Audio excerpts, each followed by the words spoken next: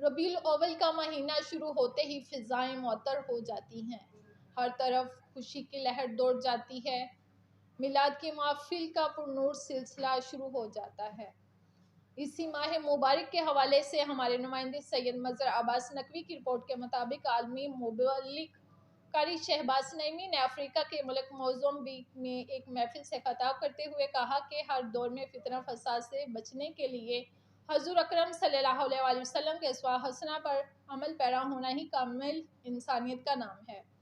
انہوں نے کہا کہ حضور پرنور صلی اللہ علیہ وآلہ وسلم کی خاطر ہی یہ کائنات تخلیق کی گئی اور حضور اکرم صلی اللہ علیہ وآلہ وسلم کے افکار پر عمل پیرا ہونا اشد ضروری ہے۔ جب تک انسان دل و جان سے آپ صلی اللہ علیہ وآلہ وسلم کی تعلیمات کو اپنی زندگی کا اور نہ بچھونا نہیں بناتا، اس کی زندگی خسارے میں ہے۔ انہوں نے مزید کہا کہ محفل میلاد کا انعقاد ہی واحد ذریعہ ہے جس سے اللہ کے حبیب صلی اللہ علیہ وآلہ وسلم کا پیغام انسانوں تک پہنچایا جا سکتا ہے۔